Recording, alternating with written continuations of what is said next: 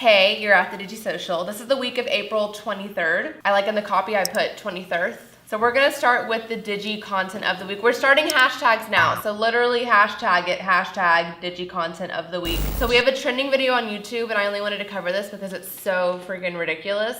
And it's titled, "We Sent Garlic Bread to the Edge of Space and Then Ate It." But I just don't really understand how this got like 600,000 views in 10 hours, and why garlic bread? I would have sent like banana bread, strawberry bread. Like, what's the big deal with garlic bread, and why are people watching this? Why do they really care?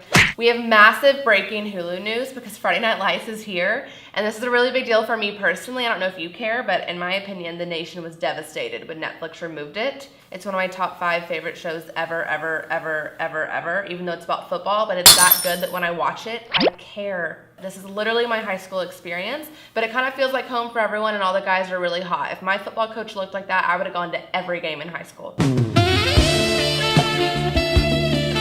Hashtag Twitter sitter is the hashtag for our trending topics on Twitter. We're not talking about the royal baby because it's a baby. I'm not going to talk about that. But Canadian Shania Twain stated that she would have voted for Trump if she could have. Now, of course, she got a ton of hate on Twitter for this.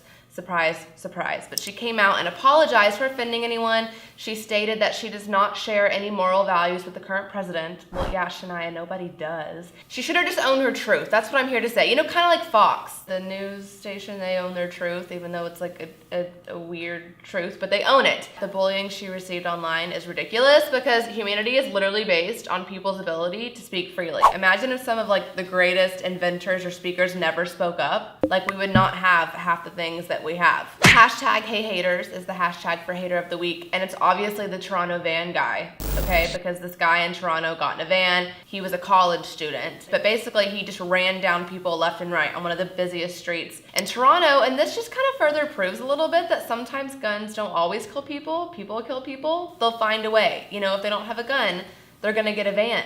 But what I really hate is that these people don't even give us a chance to fight back. They come when we're not ready, when we're going about our day in the most normal of places, like walking down the sidewalk going to a coffee shop, and that's just ridiculous. Hashtag good is great is gonna be our hashtag for do-gooder of the week. And obviously it's Avicii, Tim Bergling, R.I.P., for impacting the world through his music. We still don't know what happened, but we do know this. So he had a history of pancreatitis and stomach issues in the past. Because of excessive drinking, his pancreas and his stomach was literally failing him. But what I liked is that he at least took ownership for his own life. He always held himself accountable, and he changed dance music forever at such a young age. I mean, he was only 28, but we know his family is feeling the love because some of the most heartening messages came from fellow DJs and dance music artists saying that he was their inspiration. So I think it is true. Sometimes the good die young.